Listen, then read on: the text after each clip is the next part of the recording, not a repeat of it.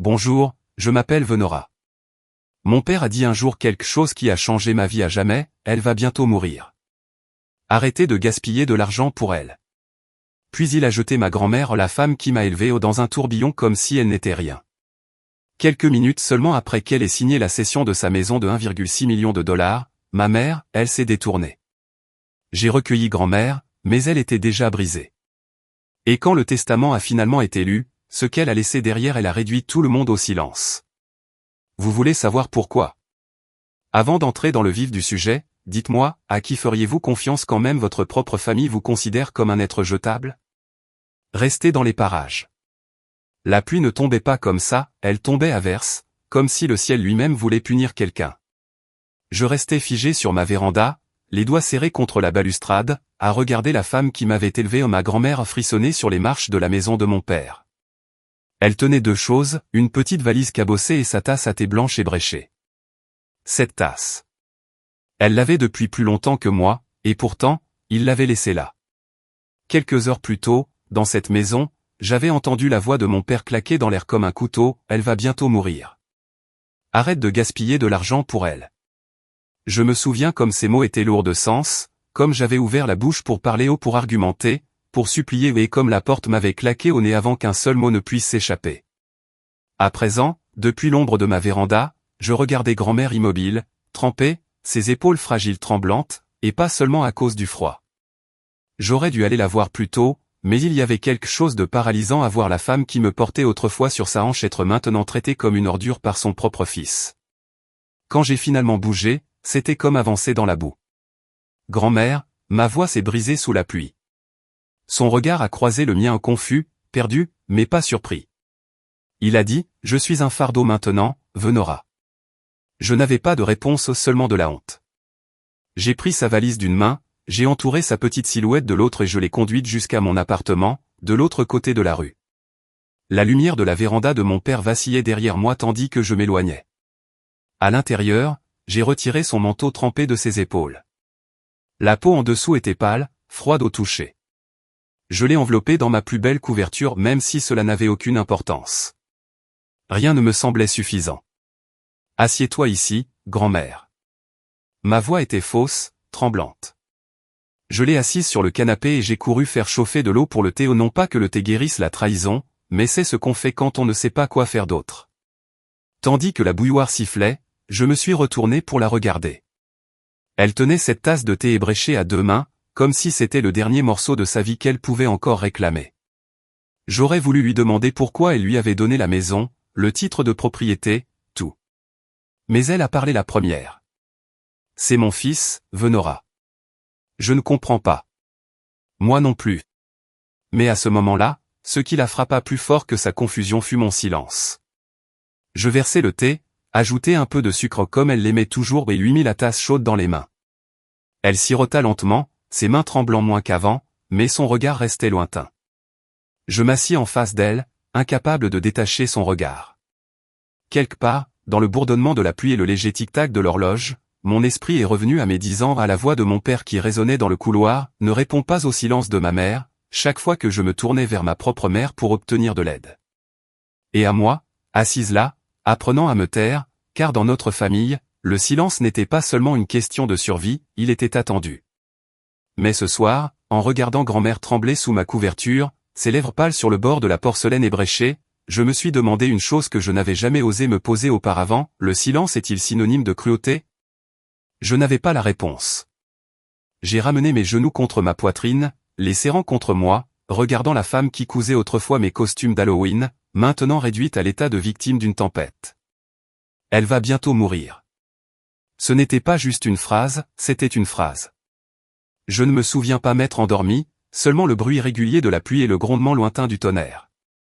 Tandis que grand-mère sombrait dans un sommeil épuisé sur mon canapé, je suis resté éveillé vers 3 heures du matin, les yeux rivés au plafond. J'ai murmuré des mots auxquels je ne croyais même pas jusqu'à ce qu'ils sortent de ma bouche, je ne crois pas pouvoir leur pardonner cette fois. Le sifflement de la bouilloire s'était tu depuis des heures, mais le sommeil ne venait jamais. Assis à la petite table, j'observais l'ombre tandis que grand-mère somnolait, les mains serrées autour de sa tasse de thé ébréchée, même dans son sommeil. L'appartement était silencieux, à l'exception de la pluie qui continuait de crépiter dehors. Et pourtant, je n'entendais que sa voix, elle va bientôt mourir. Arrête de gaspiller de l'argent pour elle. Cette phrase était ancrée en moi, je la sentais comme des échardes sous la peau. J'ai fermé les yeux et, d'un coup, je me suis retrouvé chez eux. Plus tôt dans la journée avant l'orage, avant les cris, avant que la porte ne claque, nous étions là, debout autour de la table, comme des étrangers.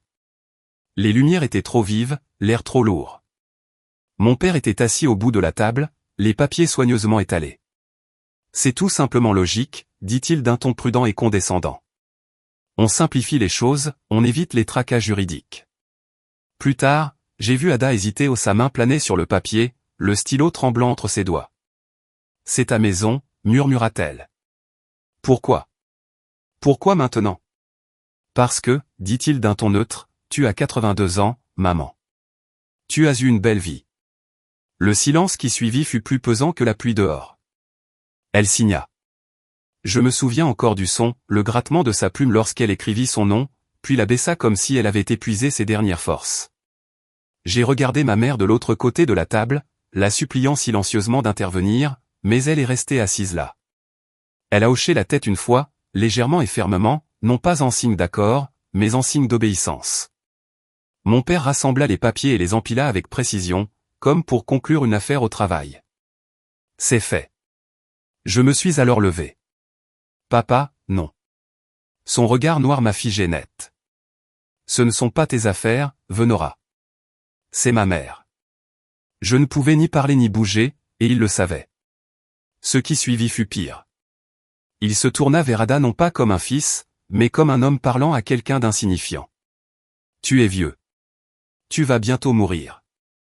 Arrête de gaspiller notre argent. Ces mots n'étaient pas criés, cela aurait été mieux.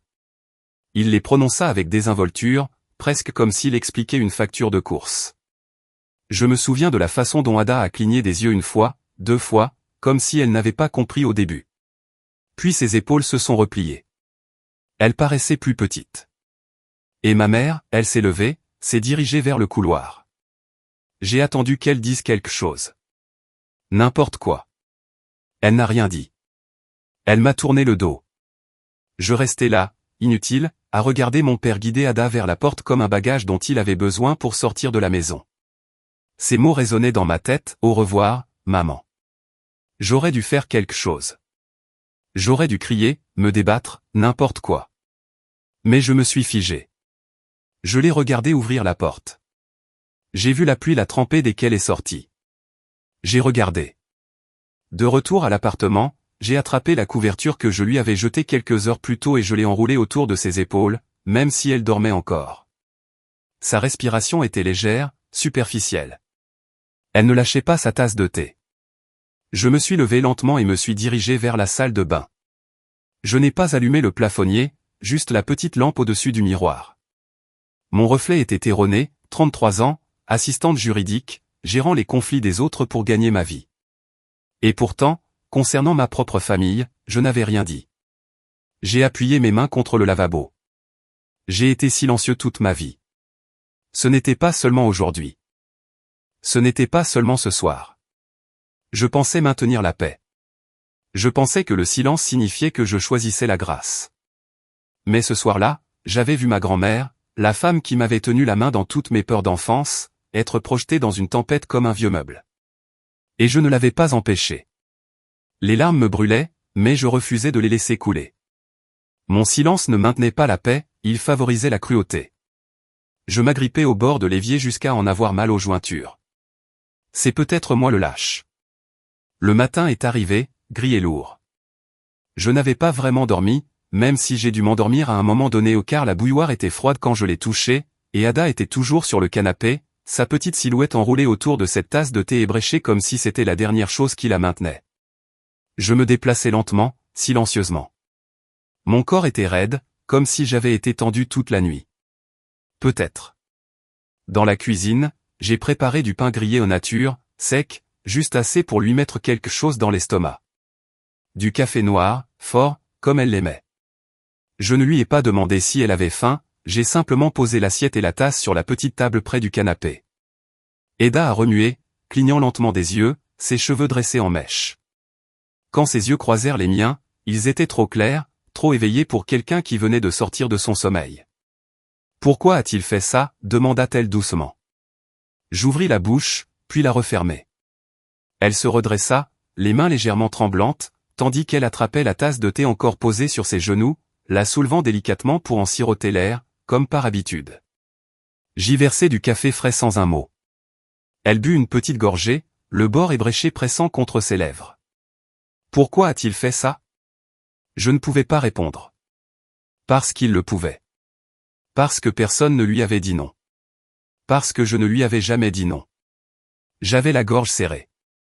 Je m'assis en face d'elle, mais je ne pouvais pas la regarder dans les yeux. Le silence entre nous était ténu, fragile comme du verre. Sa voix le brisa. Ton père n'a pas toujours été comme ça. J'ai dégluti difficilement.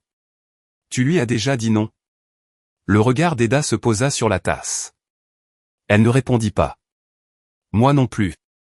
Les minutes s'écoulèrent, rythmées seulement par le léger tintement de la porcelaine lorsqu'elle reposa la tasse. Puis mon téléphone a vibré. Je l'ai attrapé machinalement, le cœur serré avant même d'avoir regardé l'écran. Owen, arrêtez de vous mêler de tout. C'est une affaire de famille. Vous comprendrez quand vous aurez vos propres enfants. J'ai regardé le message. J'avais froid aux mains.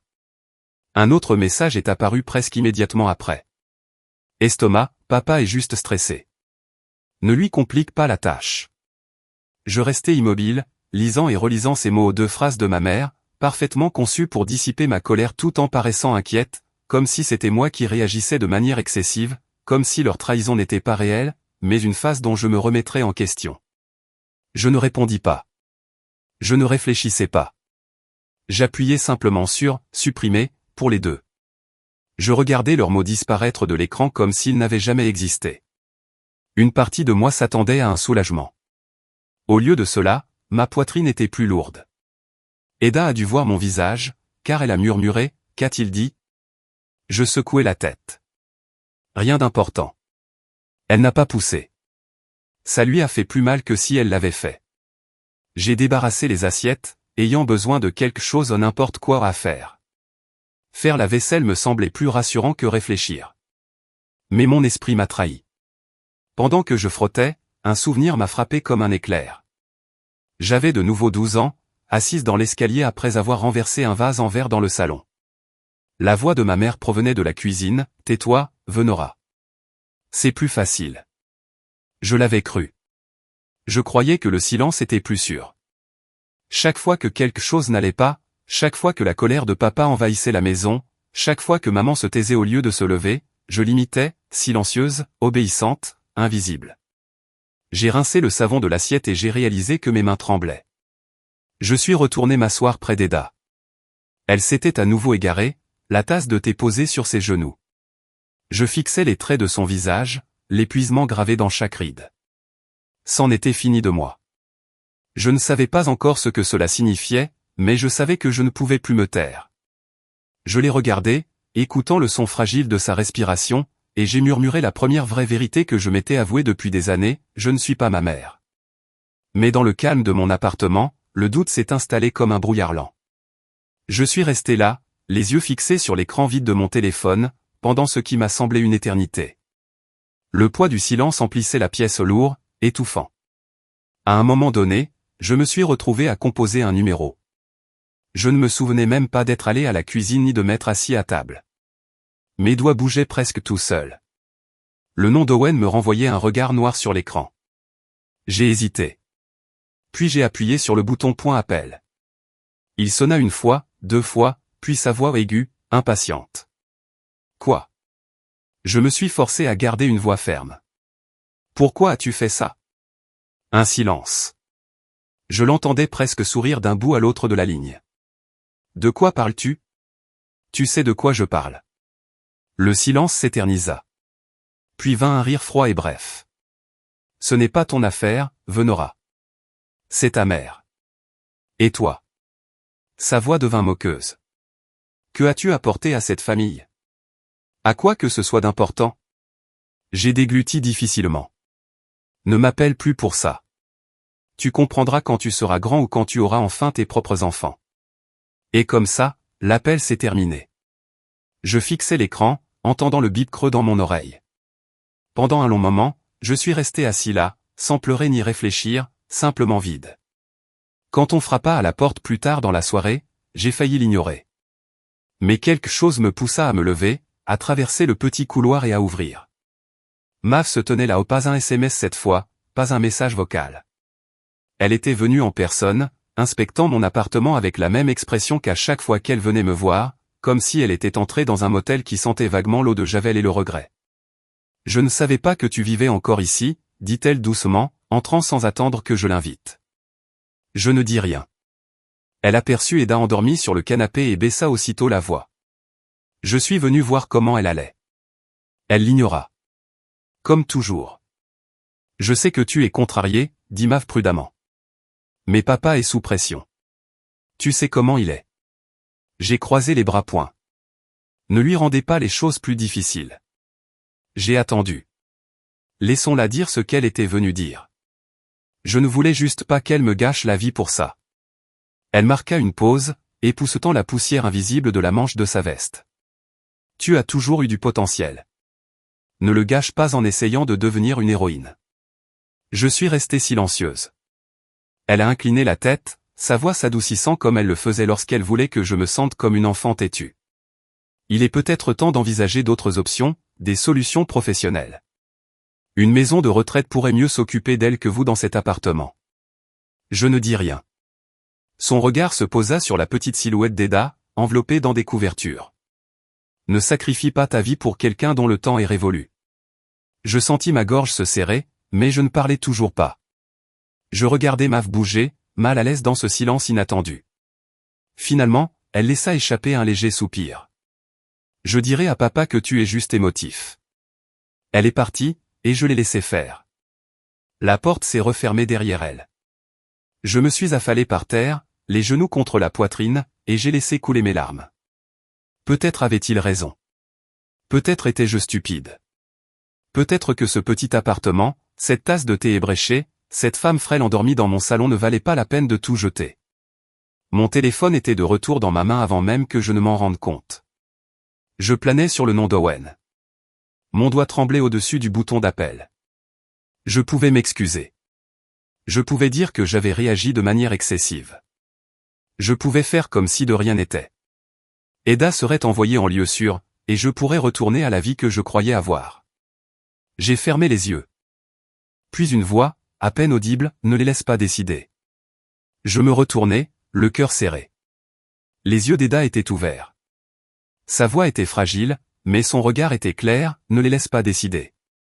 Et soudain, tout ce que je ressentais s'est brisé. Je n'étais pas seulement en colère contre eux.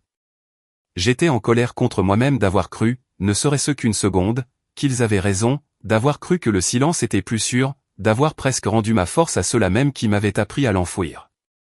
J'ai regardé mon téléphone. Je n'ai pas appuyé sur appel. Au lieu de cela, je l'ai posé à côté de la tasse de thé ébréchée. J'ai murmuré ces mots à la femme qui s'était battue plus que quiconque ne le méritait et qui gisait maintenant brisée chez moi, je ne le ferai pas. Je l'ai murmuré comme une promesse, mais au matin, le poids de la réalité pesait plus fort que jamais. La première enveloppe est arrivée alors que je versais mon café noir amer et léger. Je l'ai déchiré sans réfléchir, m'attendant à un autre bon de réduction ou à une facture en retard. En fait, c'était médical, les soins d'urgence d'Eda, depuis le soir où je l'avais amené, grelottant sous la pluie. 3000 $ à payer dans 2 semaines. Une deuxième enveloppe a suivi avant midi, analyse, ordonnance, suivi. Je n'avais pas besoin de calculer, je savais déjà que mes économies, le peu que j'avais amassé grâce aux heures supplémentaires au cabinet, ne suffiraient pas, ni pour le loyer, ni pour les courses, ni pour elle. Je m'assis à la petite table de la cuisine et étalai chaque facture, chaque dollar restant sur mon compte. Les chiffres ne mentaient pas, mais le silence du canapé où dormait Eda, recroquevillé comme une chose fragile que le monde aurait oubliée, ne mentait pas non plus. Je murmurai à personne, je ne suis pas assez forte. Je restai là jusqu'à ce que le café refroidisse. Cette nuit-là, quand Eda s'est enfin endormie à mes côtés, je me suis laissé aller à pleurer silencieusement, à petits flots, comme si mes larmes ne comptaient plus. À un moment, les larmes ont cessé, mais la douleur est restée. J'étais allongé, éveillé, les yeux fixés sur le plafond fissuré, quand le souvenir a refait surface, je devais avoir 5 ans, peut-être 6. C'était l'hiver. J'avais perdu mon manteau, je crois, à l'école. Je me souvenais de mes parents qui se disputaient à ce sujet, leur voix s'élevait derrière des portes closes. Je me souvenais d'avoir eu froid, de frissonner près de la fenêtre. Et puis Eda, silencieuse comme toujours, agenouillée à côté de moi avec une écharpe rouge. Tiens-toi toujours au chaud. Elle l'enroula autour de mon cou d'une main prudente, serrant les extrémités contre mon cœur. Pas de sermon, pas de colère, juste de la chaleur. Personne d'autre ne m'avait jamais fait ça. Je me souvenais de cette écharpe. Je l'avais perdue des années plus tard, mais la sensation était restée. Et ce soir, j'ai ressenti à nouveau le froid. Le lendemain matin, nouveau coup dur, une lettre, certifiée cette fois. Je la signais d'une main que je reconnus à peine. À l'intérieur se trouvait l'acte de transfert officiel, la maison d'Eda, celle où j'avais joué enfant, avec l'escalier grinçant et l'odeur de pain dans le jardin, désormais celle d'Owen. Officiellement, légalement, irrévocablement. Assise par terre, mon acte en main, j'ai senti quelque chose se briser en moi. Il n'avait pas attendu sa mort, il l'avait prise alors qu'elle respirait encore. Je me suis retrouvé à rédiger un message sur mon téléphone, les pouces bougeant avant que la pensée ne puisse me rattraper. Tu as volé ce qui n'a jamais appartenu à toi. J'ai regardé les mots. Je les ai effacés. J'ai retapé. Tu as pris son avenir pendant qu'elle regardait. Je m'arrêtai. Mon doigt flottait. Je fermai le téléphone et le laissai reposer à côté de la tasse de thé ébréché, silencieux, refusant de les laisser décider. Le pique-assiette est redevenu un membre de la famille lorsque le Wi-Fi a cessé de fonctionner. Autre dingo, un texto de Keulen, tu regretteras d'avoir abandonné ta famille. Pas de chaleur, pas de confusion, juste de la rage. J'ai coupé le son du téléphone et l'ai retourné sur la table de nuit. Eda s'est agitée dans son sommeil, murmurant quelque chose que je n'ai pas saisi. À cet instant, j'ai compris, il ne s'agissait pas d'une maison. Il s'agissait d'effacement. Ils ne volaient pas seulement des biens, ils effaçaient sa signature une par une. Et je les avais laissés faire. Je me suis levé. Je ne me souviens pas d'avoir enfilé mon manteau, je me souviens juste d'avoir marché. Il pleuvait à nouveau. Pas un orage, juste une bruine continue et incessante, assez pour me tremper la peau. Je suis resté longtemps devant la maison d'Owen. Le portail était verrouillé. Les lumières du porche étaient allumées, je voyais leurs ombres se déplacer derrière les rideaux. Je n'ai pas frappé. Je n'ai pas crié. Je n'ai même pas pleuré. Je suis resté là, à regarder, à respirer. Quand le froid s'est enfin installé suffisamment profondément, quand la pluie a tracé des rides sur mes joues comme des larmes que je refusais de laisser couler, j'ai murmuré à la maison qui avait autrefois accueilli chaque Noël, chaque anniversaire, chaque morceau de mon enfance, ça se termine. Ces mots résonnaient dans ma tête tandis que je rentrais chez moi, trempé jusqu'aux os, les chaussures lourdes d'eau. Je ne me souvenais pas avoir quitté le portail ni du temps passé là, sous la pluie. Je me souvenais seulement du poids dans ma poitrine, non plus de la colère, mais de quelque chose de plus froid, de plus clair. En arrivant à mon appartement, tout semblait trop calme, ce genre de silence qui n'est pas la paix, mais un avertissement. J'ai ouvert la porte et j'ai su. Eda n'était pas sur le canapé. Je l'ai trouvée dans la chambre, recroquevillée près du lit, le souffle court, la peau pâle, la sueur perlant à la racine des cheveux. Un mot était plié sur la table de nuit. Je n'avais pas besoin de le lire pour savoir de qui il s'agissait, mais je le savais, l'écriture de Maeve calme, posée. Je n'ai pas crié. Je ne pouvais pas. J'ai réagi par instinct et j'ai appelé les secours. Mes mains bougeaient sans réfléchir, l'esprit complètement ailleurs, tandis que je donnais au répartiteur notre adresse, son âge, son état. L'ambulance arrivait vite, gyrophares allumés, mais chaque seconde me semblait interminable. À l'hôpital, j'ai vu des inconnus s'efforcer de sauver Eda tandis que je restais immobile, impuissant, dans le couloir. Quelque part en moi, quelque chose s'est fissuré au pas comme du verre qui se brise, mais plus lentement, plus profondément. Quand les infirmières m'ont enfin annoncé que son état était stabilisé, j'ai hoché la tête comme si je les avais entendus. Je n'en suis pas sûr. J'étais assise dans la salle d'attente, trempée, les cheveux plaqués sur mon visage, l'eau stagnant sous ma chaise. Personne ne me regardait. Personne ne parlait. Là, dans cet endroit froid et lumineux, quelque chose en moi avait changé. Je n'étais pas triste. Je n'avais pas peur. J'étais en colère pas de celle qui brûle, mais de celle qui glace. J'ai quitté l'hôpital sans réfléchir et j'ai roulé sous la pluie. Les rues se brouillaient à travers le pare-brise, les pneus glissaient à chaque feu rouge. Quand j'ai atteint la maison d'Owen, le ciel avait commencé à passer du noir au gris, mais la pluie ne s'arrêtait pas. Je me suis arrêté au portail, j'ai sonné et j'ai attendu. Il ouvrit lui-même la porte, sans hésitation. « Tu as enfin repris tes esprits. » Sa voix était désinvolte, comme si nous parlions de la météo. Je me souvenais soudain avoir eu 5 ans, debout dans cette même embrasure de porte, tenant une poupée cassée, et avoir entendu ce même ton lorsqu'il me disait d'arrêter de pleurer pour des bêtises. Pas cette fois. Ma voix était calme, trop calme. Je suis là pour te le rappeler, tu répondras de chaque minute qu'elle a souffert. Il rit vraiment puis claqua la porte. Je restai là quelques instants, à écouter le cliquetis de la serrure. La pluie me serrait, lourde comme du plomb, mais je ne bougeais pas. Pas encore. Plus tard dans la matinée, je me suis retrouvé dans un petit bureau de l'aide juridique. Je leur ai tout raconté, pas encore toute l'histoire, mais suffisamment, maltraitance financière, vol de biens, mise en danger. La femme qui m'aidait n'a pas posé beaucoup de questions. Elle a simplement hoché la tête, pris des notes et demandé des copies du transfert de propriété, des factures d'hôpital et de la carte d'identité de ma grand-mère. À midi, les papiers étaient déposés, une injonction d'urgence, le premier coup dur. Owen a reçu la notification cet après-midi-là. Je n'ai pas vu l'incident. Je n'étais pas obligé de le voir. Mav m'a appelé 3 fois en 1 heure. Je n'ai pas répondu. J'ai clairement imaginé leur conversation. « Mav, dans quoi m'as-tu entraîné ?»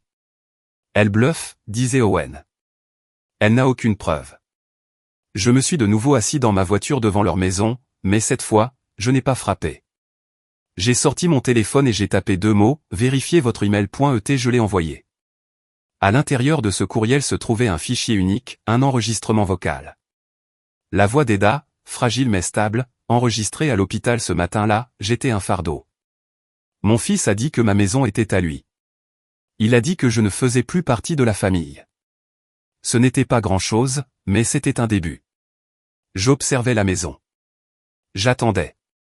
Cette fois, j'imaginais le silence d'Owen, non pas de la colère, ni de l'incrédulité, mais de l'inquiétude. J'étais assis là, sous la pluie, phare tamisé, les essuie-glaces chassant des filets d'eau réguliers, chaque goutte ruisselant sur la vitre comme des fissures. Je murmurais à personne d'autre qu'à moi-même, ce n'est pas du bluff. Je le disais à la pluie, à la nuit, à moi-même. Le lendemain matin, c'est devenu une réalité. À mon réveil, mon téléphone était submergé de notifications. Les publications de Mav sur les réseaux sociaux étaient partout. Elle n'a pas perdu de temps, une photo de moi prise il y a des années, toute jeune et souriante, avec la légende suivante, elle isole notre mère. On est inquiet. Elle refuse les visites. Priez pour Eda. Des centaines de commentaires d'inconnus qui ne me connaissaient pas, qui ne nous connaissaient pas, qui ne savaient rien, elle a l'air froide. Pourquoi une petite fille ferait-elle ça à sa propre grand-mère? Elle veut juste l'argent. Je n'ai pas répondu. Je n'ai pas fait défiler les pages. Assis au bord de mon lit, mon téléphone posé sur mes genoux, j'écoutais le silence qui s'installait autour de moi. Quelques minutes plus tard, j'ai reçu un SMS d'Owen lui-même, « N'importe quel imbécile peut jeter des pierres, mais moi je construis des murs. » J'ai regardé ce message plus longtemps que je n'aurais dû. Il pensait avoir gagné. Je les ai laissés croire ça. L'audience était prévue pour midi. En entrant dans le palais de justice, j'avais l'impression que tout le monde me connaissait grâce aux publications de Mav. Mais rien de tout cela n'avait d'importance. Plus maintenant. Owen et Mav se tenaient près de l'entrée. Les yeux de Mav ont cligné des yeux en me voyant, Owen ne m'a même pas regardé, trop occupé à serrer la main de leur avocat. Je ne les ai pas regardés. J'ai continué à marcher. Dans la salle d'audience, tout semblait trop grand, trop bruyant, les papiers qui traînaient, les voix qui murmuraient, mon propre cœur qui battait dans mes oreilles. J'étais assis à côté de mon avocate, Clara. Elle ne souriait pas, elle ne parlait que si nécessaire. Je lui faisais confiance pour ça. L'audience a commencé. L'avocat d'Owen a pris la parole le premier, calme et confiant, affirmant que ma grand-mère avait été manipulée durant ces derniers mois, que l'état mental d'Eda était douteux et qu'il y avait des inquiétudes quant à son isolement et à son influence indue. Ils ont même présenté un faux certificat médical d'un psychiatre étranger qu'Eda n'avait jamais rencontré. Puis les accusations de Mav sur les réseaux sociaux ont été lues à voix haute, me dépeignant comme un prédateur, un voleur. J'ai écouté tout ça. Puis Clara s'est levée. Elle n'a pas protesté. Elle n'a pas riposté. Pas encore. Au lieu de cela, elle a remis une enveloppe scellée au juge. Ceci, dit-elle simplement, a été notarié il y a 8 mois au découvert dans les affaires d'Eda Kingsley, caché à l'intérieur d'un objet personnel donné à ma cliente pendant son enfance. Le juge fronça les sourcils, puis ouvrit l'enveloppe. À l'intérieur se trouvait un morceau de papier plié, j'en connaissais chaque pli. C'était le testament d'Eda, son véritable testament, caché dans l'écharpe rouge qu'elle m'avait offerte à 9 ans. Je me souvenais de l'avoir enroulé autour de mon cou cet hiver-là, sans jamais savoir ce qu'elle avait caché à l'intérieur. Clara s'écarta et je me levai. J'ouvris le journal d'une main tremblante et lus à voix haute. Je sais qui me soutiendra quand je ne serai plus capable de me défendre. Un silence s'abattit sur la pièce. Owen ne bougea pas. Le visage de Mav s'était vidé, ses jointures blanchissant contre le banc en bois. Je continuai ma lecture. Je lègue ce que je possède, non pas à ceux qui réclament du sang, mais à celui qui est resté.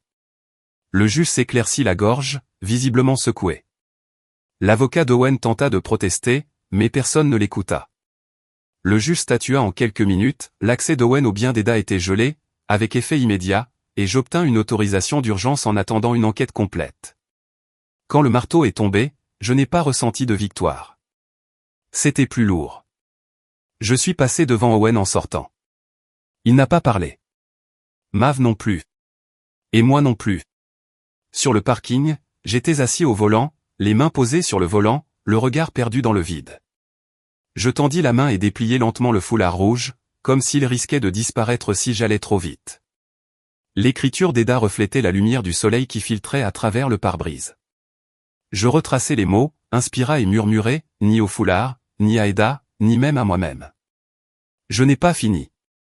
Cette pensée résonnait dans ma poitrine alors que j'étais assis en silence, téléphone à la main, fixant l'invitation que j'avais tapée au simple et direct.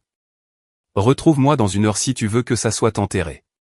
Aucune menace, aucune explication, juste une phrase qu'il comprendrait. J'ai appuyé sur « Envoyer », certain qu'il viendrait. Owen Kingsley n'aimait pas les détails. Il est arrivé 47 minutes plus tard, se garant devant mon immeuble comme s'il avait encore le contrôle. Il est entré sans frapper, sans un mot. La pluie collait à son manteau. Je ne l'ai pas salué. Je l'ai conduit au salon.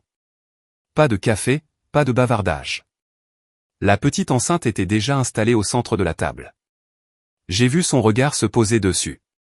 Des larmes me piquèrent les yeux, mais je les chassai des yeux. J'acquiesçai en murmurant un « merci » doux, trop léger pour le poids qu'il portait. Debout, au cœur de la communauté où j'avais été autrefois invisible, j'ai réalisé quelque chose avec une clarté si vive que j'en ai presque souffert, la honte n'a jamais été la mienne. Elle leur avait toujours appartenu. Alors que l'après-midi laissait place au soir, la place s'illuminait de guirlandes lumineuses et l'odeur du maïs grillé emplissait l'air. Les enfants riaient, la musique jouait et, pour une fois, je ne me sentais plus comme un étranger tapis en marge. J'appartenais désormais à moi-même. Plus tard dans la soirée, tandis que des feux d'artifice explosaient au-dessus de la pelouse du palais de justice, éclatant de rouge et d'or, je restais immobile, la tête renversée, à regarder le ciel se déchirer de couleurs. Une voix douce me murmurait, parfois, les plus belles lueurs n'arrivent qu'après les plus sombres tempêtes. Et cette fois, je ne fuyais pas les décombres. Je m'en relevais. L'odeur des feuilles brûlées flottait dans l'air tandis que j'étais adossé à l'encadrement de la fenêtre de l'appartement de Nora, observant la petite ville s'installer dans une nouvelle fraîche soirée d'automne. La vie dehors semblait intacte, inconscient que la mienne était au bord d'un nouveau champ de bataille. 2 jours s'étaient écoulés depuis que j'avais publié la vérité. Je m'étais presque laissé croire que c'était fini, que peut-être, juste peut-être, le silence serait le dernier mot entre nous. Puis on a frappé à la porte. Ce n'était ni frénétique ni violent, juste un coup poli, presque gêné. Je jetai un coup d'œil à Nora, qui regardait par-dessus sa tasse de café, les sourcils froncés. Traversant le petit salon, j'ouvris la porte et trouvai un officier en uniforme debout, tenant une grande enveloppe en papier craft. Mademoiselle Anne Marin, demanda-t-il d'une voix neutre. Oui, répondis-je, un nœud se formant déjà dans mon estomac. Il lui tendit l'enveloppe. Vous avez été poursuivi au civil. Pour toute question, les coordonnées sont indiquées à l'intérieur. Je le remerciai machinalement, fermai la porte avec un léger clic et fixai l'enveloppe comme si elle allait mordre. Je n'avais pas besoin de l'ouvrir pour savoir de qui elle venait. Assis à la table de la cuisine, j'ai glissé mon doigt sous le rabat et déplié les papiers. Cullen avait porté plainte contre moi où les accusations auraient été ridicules, si elles n'avaient pas été aussi cruelles, vol, maltraitance psychologique envers une personne âgée, abandon financier. Une colère déguisée en jargon juridique. Nora lut par-dessus mon épaule et murmura, incroyable. Ils essaient de te détruire parce que tu es parti. L'espace d'un instant, cette vieille culpabilité familière s'est enflammée, brûlante et aiguë, comme une blessure rouverte. La même voix qui me hantait depuis l'enfance murmurait, tu en fais peut-être trop. Tu aurais peut-être dû te taire. Mais cette voix avait perdu son pouvoir.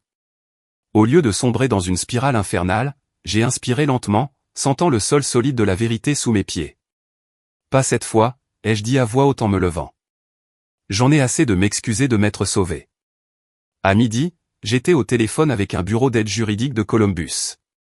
Je leur ai tout expliqué méthodiquement, puis j'ai calmement transmis les preuves que j'avais déjà rassemblées, chaque paiement, chaque reçu, chaque acte de soutien documenté. Ils m'ont écouté, m'ont posé des questions précises, puis m'ont assuré qu'ils m'aideraient à rédiger une contre-plainte si nécessaire. Votre dossier est solide, a déclaré l'assistante juridique. Honnêtement, on dirait que c'est vous qui devriez porter plainte pour exploitation. Je ne voulais pas me venger. Je voulais retrouver ma vie.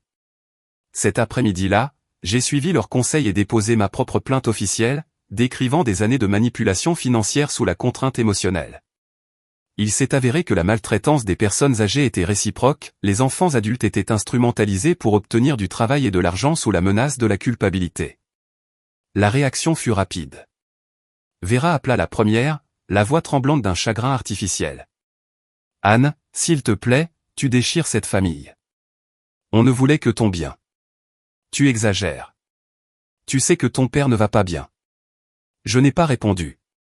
1 heure plus tard, le texto de Cullen arrivait et une ultime flèche empoisonnée, tu crois avoir gagné.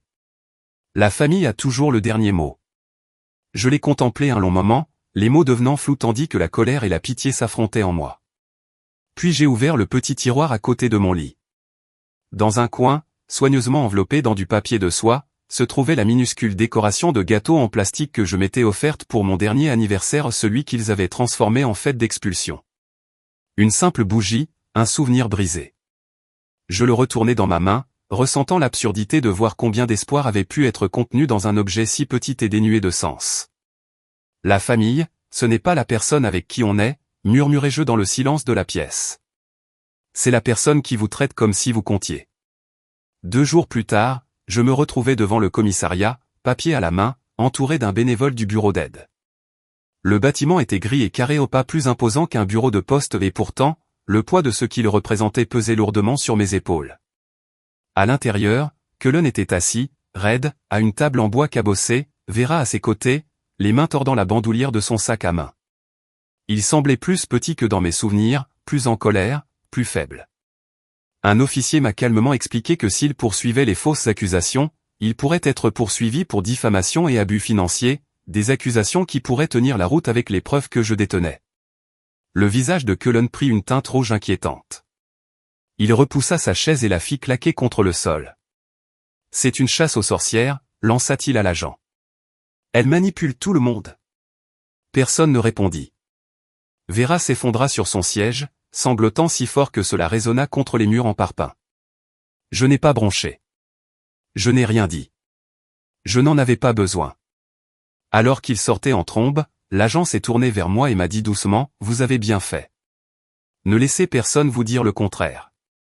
Dehors, le soleil brillait d'une éclatante intensité dans le ciel frais d'automne.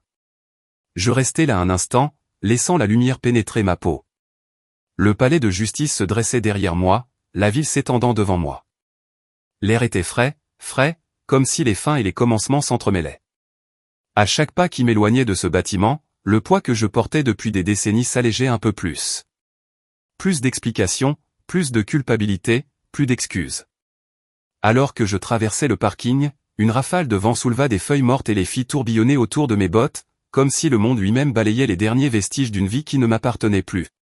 Le palais de justice est devenu plus petit dans mon rétroviseur alors que je m'engageais sur la route principale, les fenêtres baissées, laissant l'air frais de l'automne traverser la voiture comme un baptême. Pour la première fois depuis plus longtemps que je ne voulais l'admettre, mon cœur n'avait plus l'impression de traîner un rocher derrière lui. Fini le téléphone vibrant de messages vocaux empreints de culpabilité, les SMS exigeant des excuses que je ne devais pas, fini de me déchirer pour tenter de reconstituer une famille qui ne m'avait jamais vraiment incluse. J'étais libre. Mais la liberté, je m'en suis rendu compte, était plus silencieuse que je ne l'aurais cru. J'ai passé les jours suivants dans l'appartement de Nora, à vaquer aux petites routines de la vie, faire du café, plier le linge, aller au magasin du coin acheter du lait, des choses ordinaires faites sans regarder par-dessus mon épaule, sans attendre que quelqu'un aboie un ordre, me lance une facture ou me rappelle que je leur devais d'exister. Cela me semblait étranger et précieux. Un matin, assis à la petite table de la cuisine, mon ordinateur portable ouvert, je suis tombé sur une annonce pour un petit appartement à louer en centre-ville, rien d'extraordinaire, un vieil immeuble en briques avec des planchers qui grinçaient et des fenêtres qui laissaient passer les courants d'air, mais il était à moi si je le voulais. Pour une fois, je l'ai voulu. À midi, j'avais signé le bail. Je n'en ai parlé à personne, sauf à Nora. Elle a souri et m'a tendu une tasse à café ébréché pour trinquer. À un nouveau départ, a-t-elle dit simplement. Pour enfin me choisir moi-même, ai-je ajouté. Les semaines suivantes se sont succédées dans un rythme doux et doré. J'ai acheté des meubles d'occasion pièce par pièce, un canapé au coussin décoloré par le soleil, une table de cuisine bancale que quelqu'un avait adorée avant moi. J'ai peint les murs en bleu pâle, la couleur du ciel ouvert et des respirations profondes. Le soir, je m'asseyais près de l'unique fenêtre du salon, regardant les lumières de la ville s'allumer et s'éteindre comme des étoiles lointaines. Entre deux respirations, je réalisais que le silence ne me semblait plus vide. Il me semblait mérité. Un samedi, en déballant un dernier carton, je l'ai trouvé caché au fond, une relique d'une autre vie, la minuscule décoration de gâteau en plastique de l'anniversaire qui avait tout mis fin à ma vie. Je l'ai tenu dans ma main, le soleil de fin d'après-midi reflétant son bord plié et bon marché. Ça ne me faisait plus mal de le regarder. Ce n'était plus un rappel de ce que j'avais perdu, mais la preuve de ce à quoi j'avais survécu. Je l'ai posé sur une étagère au-dessus de mon bureau, un petit trophée personnel. Non pas pour honorer ceux qui m'ont blessé, mais pour honorer la fille qui ne s'est pas laissée détruire. Quelque temps plus tard, une carte s'est glissée sous ma porte sans adresse de retour. À l'intérieur, un court mot écrit à la main, « Tu n'as jamais été le problème, certaines personnes ont juste peur de ce qu'elles ne peuvent contrôler. » Je n'ai jamais su qui me l'avait envoyé. Je n'en avais pas besoin, car je savais déjà la vérité, la famille ne se gagne pas par sacrifice. C'est quelque chose qu'on nous donne gratuitement, ou pas du tout. Et en leur absence, je construisais quelque chose qu'ils ne pourraient jamais me prendre, la paix, le respect de soi, une vie construite non par obligation, mais par choix. Cette nuit-là, alors que j'étais assis près de ma fenêtre et que les lumières de la ville brillaient doucement en dessous, j'ai souri et murmuré les mots que j'avais attendus toute ma vie pour croire. Je suis suffisant. Parfois, quitter ceux qui vous ont élevé est le seul moyen de devenir la personne que vous étiez censé être. Le sang nous unit peut-être, mais le respect, la confiance et la gentillesse sont ce qui fait une vraie famille.